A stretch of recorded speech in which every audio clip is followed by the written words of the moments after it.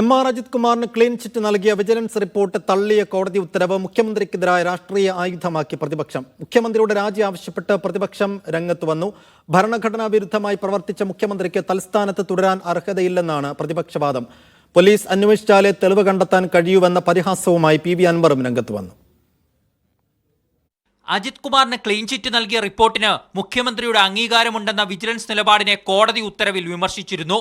കുറ്റകൃത്യമാണോ എന്ന് നിയമവ്യവസ്ഥയുടെ അടിസ്ഥാനത്തിലാണ് തീരുമാനിക്കേണ്ടത്, അല്ലാതെ രാഷ്ട്രീയ എക്സിക്യൂട്ടീവിന്റെ അംഗീകാരത്തെ ആശ്രയിച്ചല്ലെന്നായിരുന്നു ഉത്തരവിലെ പരാമർശം. ഇതാണ് പ്രതിപക്ഷത്തിന്റെ പിടിവള്ളി. മുഖ്യമന്ത്രി ഭരണഘടനാ വിരുദ്ധമായി പ്രവർത്തിച്ചു, അതിനാൽ ധാർമ്മികമായി തുടരാൻ പിണറായി വിജയന് അവകാശമില്ലെന്ന് പ്രതിപക്ഷ നേതാവ് കുറ്റപ്പെടുത്തി. ധാർമ്മികതയേക്കാൾ കൂടുതൽ നിയമവിരുദ്ധമായി പ്രവർത്തിച്ചു, ഇല്ലാത്ത അധികാരത്തിന്റെ ദുർവിനിയോഗം നടത്തി.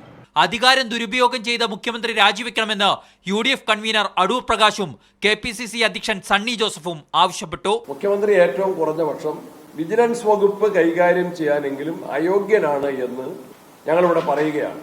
സത്യപ്രതിജ്ഞാ ലംഘനം നടത്തിയ മുഖ്യമന്ത്രിക്ക് ആ ചുമതല നിർവഹിക്കാൻ, ആ പദവിയിലിരിക്കാൻ അദ്ദേഹത്തിന് അർഹതയില്ല.